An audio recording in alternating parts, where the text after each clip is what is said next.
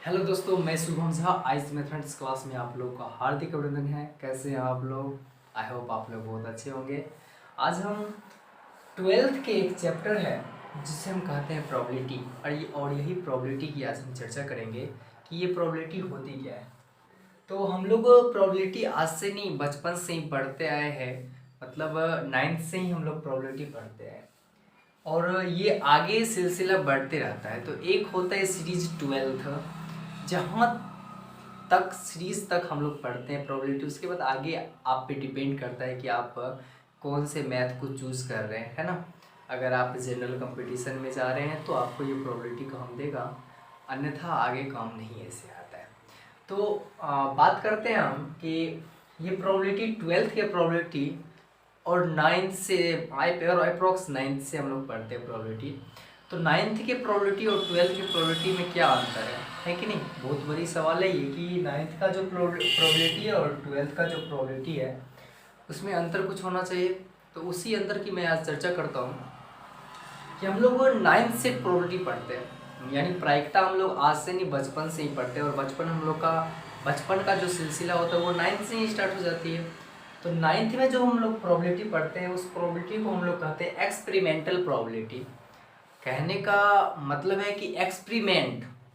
Experiment का क्या मतलब है कि हम लोग जानते हैं एक्सपेरिमेंट, जैसे एक सिक्का है, एक सिक्का को उछालते, बचपन में ऐसे ही सर पढ़ाते थे कि एक सिक्का को ऐसे उछाले। देखो बाबू, ऐसे जैसे ही उछालेंगे तो एक बार हेड आएगा, एक बार क्या आएगा, टेल आएगा। ऐसे ही बताते, एक बार चित और एक बार पट आएगा, है कि नहीं। तो इसका कहने का तात्पर्य है कि उस टाइम हम लोग सिक्का को उछाल के देखते थे, अरे उछाले, हेड टेल ऐसे आता था। फिर या कोई पासा है, पासा आप लोग समझते होंगे, लूडो में जो खेलते हैं, है ना। तो उसमें कितने अंक होते हैं? 6 अंक होते हैं, 5 और 1 6, 6 अंक होते हैं। अब वो 6 अंकों में हम लोग क्या करते हैं कि 6 अंकों को देखते हैं। लूडो हम लोग ऐसे ऐसे खेलते रहते हैं, कभी 2 आ जाता है, कभी 3 आ जाता है, कभी 4 आ जाता है, लेकिन आता कहाँ से? कहीं ना कहीं वो 6 ही अंकों से आता है कि नहीं। तो वो 6 अंकों से कोई एक चीज़ आएगा, कोई एक पार्ट आएगा। तो हम लोग ये 9th-10th में पढ़ते हैं। तो उसका कुछ प्रोबेबिलिटी का अलग नाम होता है, 11th में पढ़ते हैं उसका अलग नाम होता है, और 12th में जो पढ़ते हैं उसका अलग नाम होता है। तो हम सबसे पहले चर्चा करते हैं कि 9th का जो ये प्रोबेबिलिटी है उस प्रोबेबिलिटी को हम लोग कहते हैं एक्सपेरिमेंटल प्रोबेबिलिटी। अभी जस्ट बताया कि एक्सपेरिमेंट करके हम लोग देखते हैं। सेकेंड नंबर कहता है कि 10th का जो प्रोबेबिलिटी होता है उस प्रोबेबिलिटी को हम लोग कहते हैं क्लासिकल प्रोबेबिलिटी, है ना। ये क्लासिकल प्रोबेबिलिटी क्या होता है कि मतलब स्टैंडर्ड, हल्का स्टैंडर्ड लेवल। इसी यही एक्सपेरिमेंटल प्रोबेबिलिटी का हल्का एक लेवल ऊपर जो होता है वो होता है क्लासिकल प्रोबेबिलिटी। और ये क्लासिकल प्रोबेबिलिटी में होता क्या है कि कुछ स्टैंडर्ड लेवल वही कि एक पासे को फेंके, सम विषम ऐसा संख्या आ जाता है कि नहीं।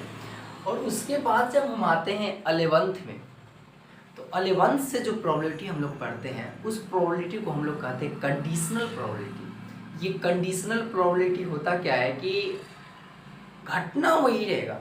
आप लोग जानते हैं कि घटना को सैंपल स्पेस से सूचित किया जाता है और ये सैंपल स्पेस वही रहेगा। कहने का तात्पर्य अगर दो पासा को फेंके तो दो पासा का मतलब क्या, एक पासा पे 6 और दो पासा एक और पासा फेंके, 6 गुने 6 36। हम जानते हैं कि जो संख्या है, नंबर ऑफ संख्या, उसके ऊपर में घात कितना बार फेंक रहे हैं। जैसे एक पासा है, एक पासा को एक बार फेंकना तो 6 का पावर 1 यानी 6। फिर एक पासा को 2 बार फेंकना है तो 6 का पावर 2, 6 गुने 6 36। फिर एक पासे को 3 बार फेंकना है, कुछ नहीं करना है, 6 का पावर 3 लिख दीजिए, 6 गुने 6 गुने 6 216, है कि नहीं। इसी तरह आगे 4 5 जितना बार फेंकना है। उसी तरह जानते हैं, इधर आते हैं हम जब सिक्का में, तो सिक्का में होता क्या है कि एक सिक्का को उछालेंगे तब लोग जानते हैं कि सैंपल स्पेस 2 आएगा। अब एक सिक्का को उछाले, 2 का पावर 1 2, दो सिक्का को उछालेंगे 2 का पावर 2 4, 3 सिक्का को उछालेंगे 2 का पावर 3 8, फिर 4 सिक्का को 5 6 7 8, जितना सिक्का उछालना है वो मेरा क्या कहलाता है, वो मेरा कहलाता है सैंपल स्पेस। मतलब कि पूर्ण जो घटना, संभावित घटना जो आ रही है उसी को हम लोग कहते हैं सैंपल स्पेस, है कि नहीं। जैसे कोई पूछ दिया कि दो पासा को फेंकने में आप लोग बताइए सैंपल स्पेस कितना होगा, तो आप जस्ट बता सकते हैं कि कितना होगा, दो पासा फेंके 6 का स्क्वायर 36 हो जाएगा। अब ये 36 जो इवेंट मेरे पास, सॉरी 36 जो मेरे पास सिंपल स्पेस आया है, संभावित घटना जो आया है, ये क्या है? तो ये एक प्रकार का पार्ट है जहाँ से हम चुनते हैं, है ना। जैसे एक पासा को फेंके 6 आया, अब उसमें से चुनेंगे 2 आने की संभावना, 3 आने की संभावना, 4, तो वही कोई पार्ट में से चुन रहे हैं, है ना।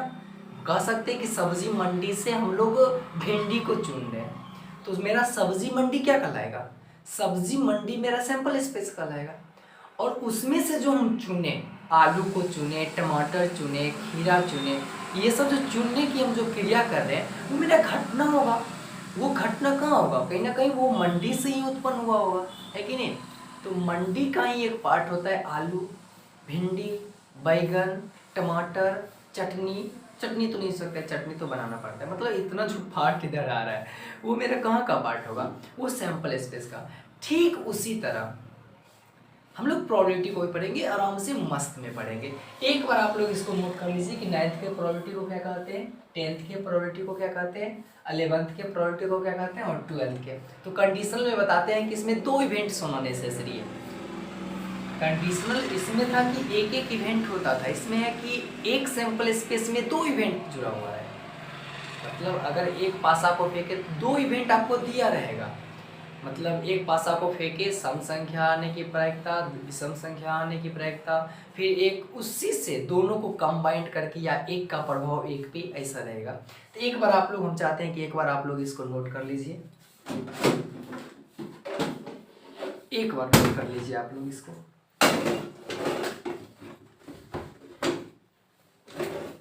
चलिए, आई होप आप लोग नोट कर लिए होंगे। अब हम स्टार्ट करते हैं कि 9th को तो पढ़ाएंगे नहीं क्योंकि क्लास चल रहा है अभी 12th का, 10th को भी नहीं पढ़ाएंगे, 11th को भी नहीं। देखिए ये 11th और 12th में आप लोग एक चीज़ मेजर किए होंगे कि कंडीशनल प्रोबेबिलिटी दोनों में पढ़ा जाता है। तो ये होता है कंडीशनल प्रोबेबिलिटी 11th का जो होता है वो एक प्रकार का होता है सैंपल, है ना। अब उसी का स्टैंडर्ड लेवल जो होता है, जैसे 9th सैंपल, इसका ये क्या कहते हैं वो हो गया, ये स्टैंडर्ड लेवल क्या हो गया 10th का। उसी तरह हो गया कि 11th का ये प्रोबेबिलिटी, कंडीशनल प्रोबेबिलिटी है, ये हो गया मेरा सैंपल, और इसी से आया हुआ है मेरा क्या, ये स्टैंडर्ड लेवल, है कि नहीं। तो एक बार आप लोग इसको नोट कर लिए होंगे। अब इसको हम क्या करते हैं कि मिटा देते हैं।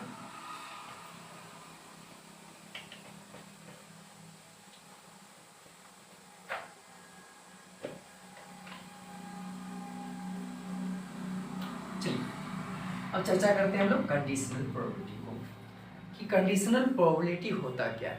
ध्यान से सुनिएगा। पहले हम एक सूत्र लिखते हैं,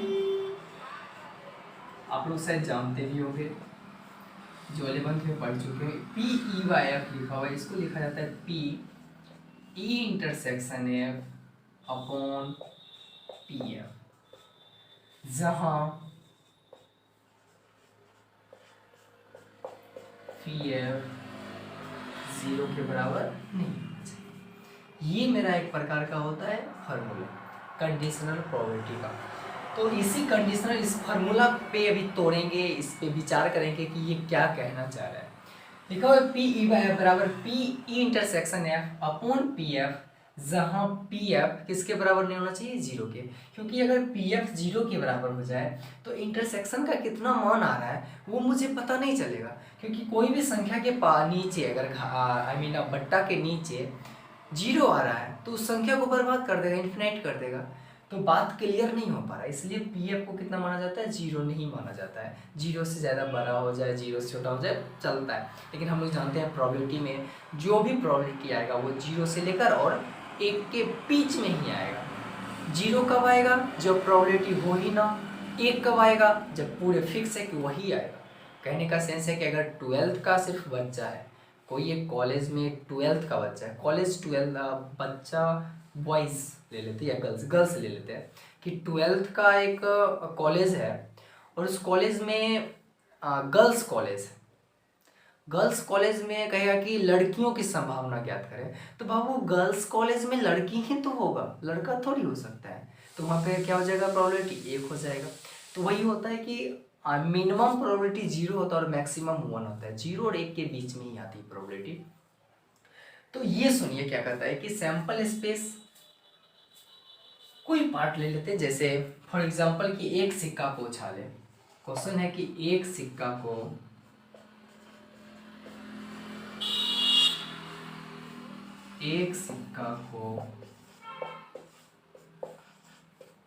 दो बार उछाला जाए।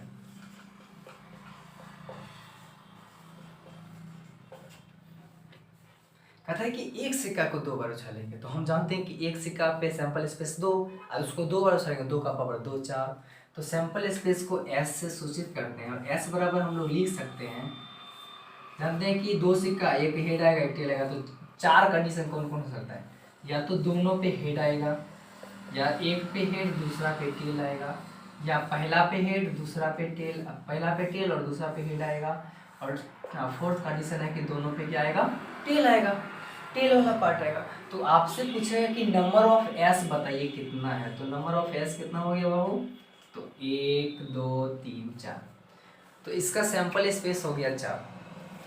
अब इसमें 2 घटना मुझे दिख रहे हैं, कुछ भी संभव है कि एक हेड से रिलेटेड है और एक टेल से रिलेटेड है ना। अब इसमें कंडीशन देखिए कि यहाँ कहता है कि ये मेरा कंडीशनल प्रोबेबिलिटी का फॉर्मूला है कि P/F, मतलब ये सैंपल स्पेस की ये E क्या है और F क्या है, इसकी बात मैं भी करता हूँ कि E और F क्या है। तो E एक घटना है और F भी एक घटना है जो एक सैंपल स्पेस से खींचा गया।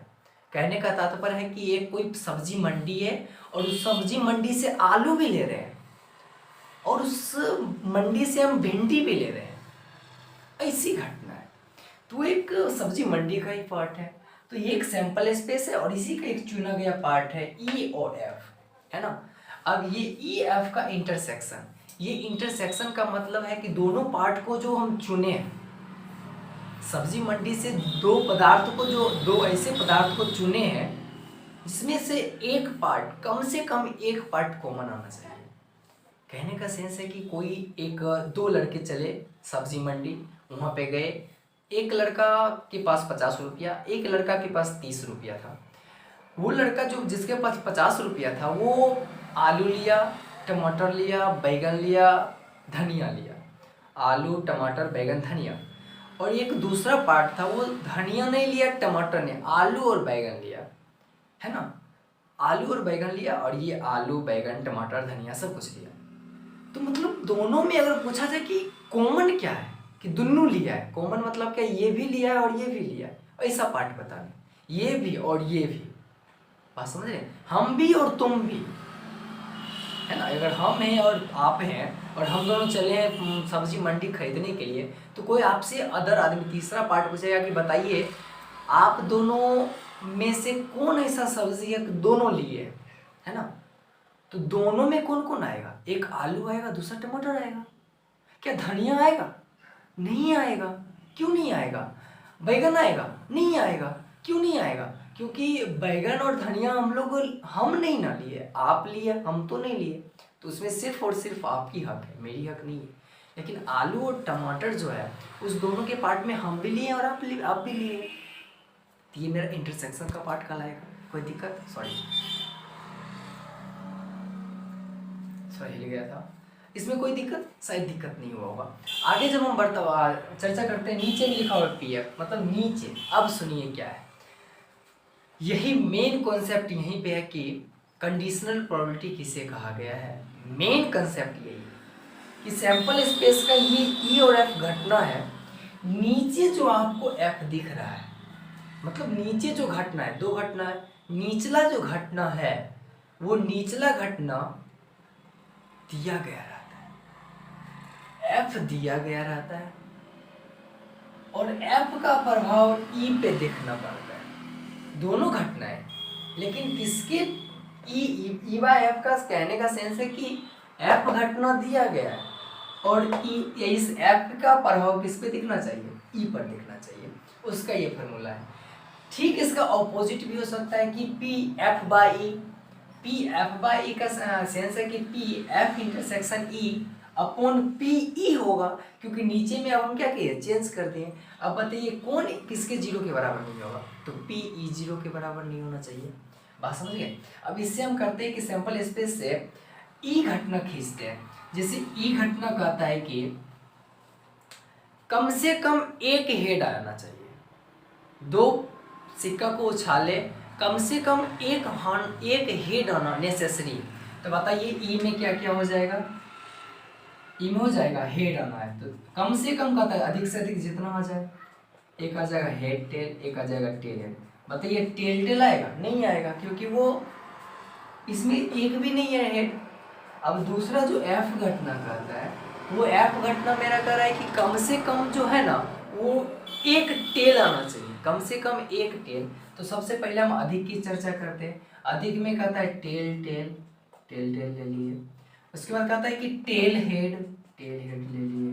फिर कहता है हेड टेल। देखिए कम से कम एक हेड दिख रहा है ना। अब देखिए ई और एफ जो दो घटना लिए हैं, फिक्स है कि दोनों में एक पार्ट कॉमन आना चाहिए।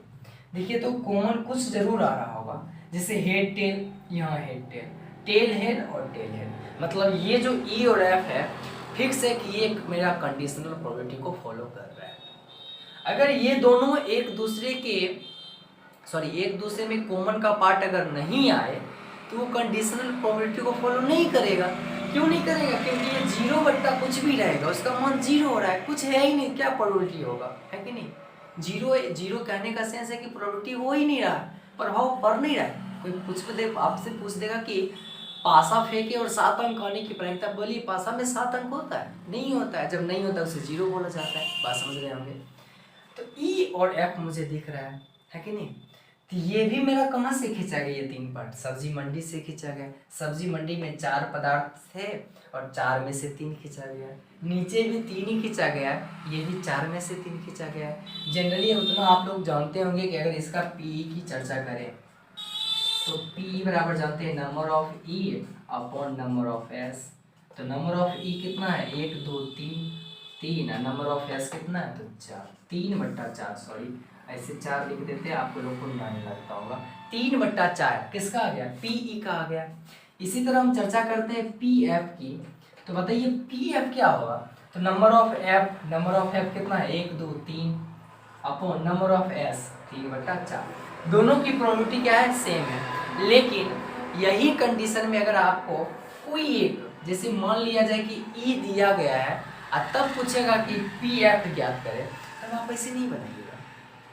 तब आप कैसे बनाइएगा, तो एक बार आप लोग देख लीजिए। मैं इसको मिटा दूं, आप लोग शायद लिख लिए होंगे, मैं मिटाने की कोशिश करता हूँ कि पी ई बाय एफ बराबर होता है। चलिए यहाँ पे हो जाएगा। जैसे यहाँ पे सैंपल इसलिए लिखना है, यहाँ पे नंबर ऑफ एस बराबर 4 लिखा हुआ था। कहने का सेंस है कि कभी आपको बोलता है कि ई दिया गया है ना, तो बताइए पी लिखेंगे। ई जो घटना दिया रहता है, जो इवेंट दिया रहता है, उसको नीचे में लिखते हैं। उसका प्रभाव किस पे कर रहा है देखने के लिए, एफ पे देखने के लिए, तो एफ को ऊपर रखेंगे। अब इस दोनों में क्या करेंगे, कॉमन, तो ई सॉरी ये ई ने एफ ही देते हैं, फंडा क्लियर हो जाएगा।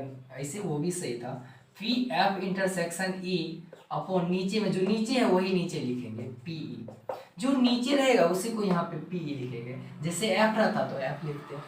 अब देखिए तो दोनों का इंटरसेक्शन का पार्ट, इस दोनों में कॉमन क्या दिख रहा है, तो 1 2, यहाँ भी 2 दिख रहा है, 2 कॉमन पार्ट, और 2 भी तो सब्जी मंडी से ही खींचा गया है। 2 भी कहाँ से खींचा हुआ है, एक सब्जी मंडी से ही खींचा गया है। तो 2 बट्टा कितना हो जाएगा, 4 हो जाएगा, क्योंकि सब्जी मंडी में 4 ही पदार्थ हैं। तो इसका हो जाएगा, नहीं हो जाएगा 2/4 बाबू, हो जाएगा ऑब्वियसली, इतना तो समझ ही रहे होंगे। अब कहते हैं पी बाबू कितना निकाले, तो पी 3/4 निकाले, 3/4।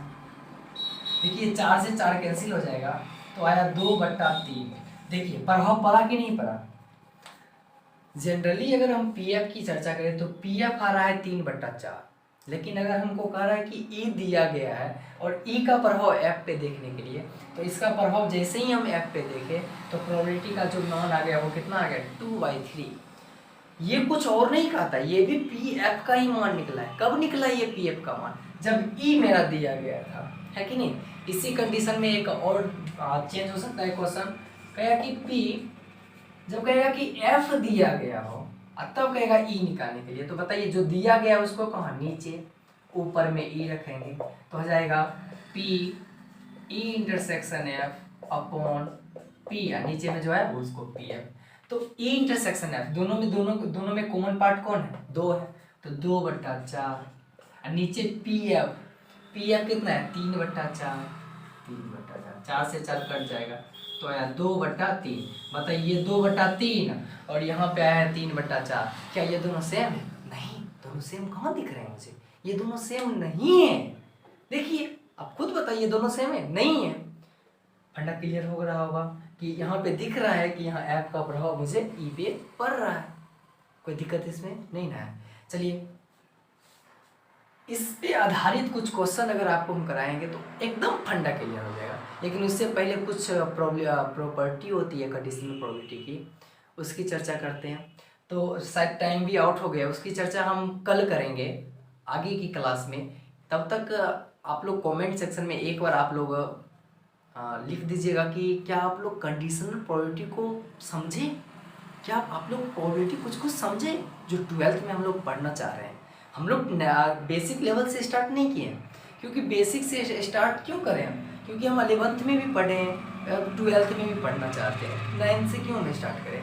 तो हम लोग जानते हैं एक जनरल प्रोबेबिलिटी ऑफ जैसे कैसे निकाला जाता है, तो हम लोग इतना जानते हैं कि प्रायिकता कैसे निकाला जाता है। जैसे पूरी सब्जी मंडी है, उसमें से 2 पदार्थ को खींचते हैं, तो 2 पदार्थ खींचेंगे, कुछ भी खींचा सकता है, 2 बटा पूरी सब्जी मंडी है ना। पी ई बराबर यही तो होता है number of E upon number of S, है ना। कोई भी बड़ा पदार्थ है, 100 पदार्थ है, उसमें से 60 पदार्थ खींचने के साथ कुछ नहीं है, 60 बटा 100 है कि नहीं। फिक्स तो नहीं किया है ना कोई। कहेगा सम संख्या, तो सम संख्या कितनी है, अब जितना हो। कहेगा कि 10 संख्या खींचने की संभावना 100 में से 10/100 है कि नहीं।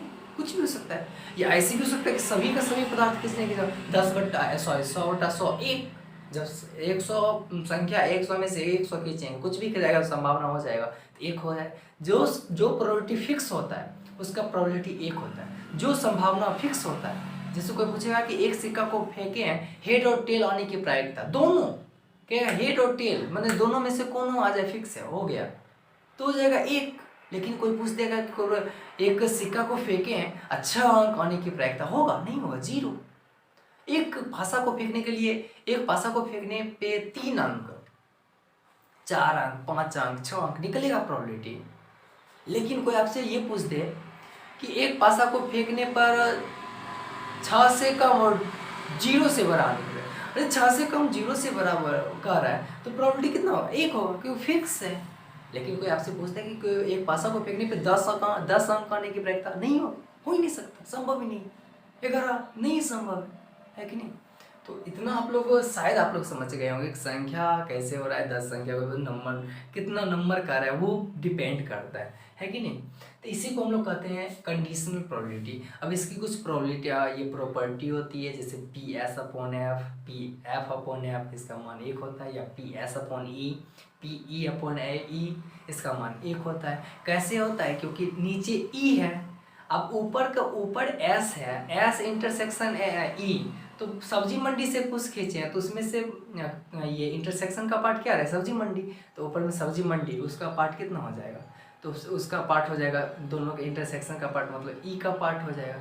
एक सब्जी मंडी और एक ई का पार्ट है, दोनों में से मेन पार्ट क्या मुझे दिख रहा है, सब्जी मंडी। अब सब्जी मंडी से कोई चुन रहे हैं, तो जो चुने वो भी तो सब्जी मंडी में है ना, जो चुने वो मेरा ई हो जाएगा। जैसे पी एस अपॉन ई है, तो पी ई ऊपर में, नीचे भी पी कट कट के 1 हो जाएगा। ये होती है, आगे हम चर्चा करेंगे। तब तक के लिए मैं शुभम भारद्वाज और शुभम झा आप लोग को दिल से जय हिंद।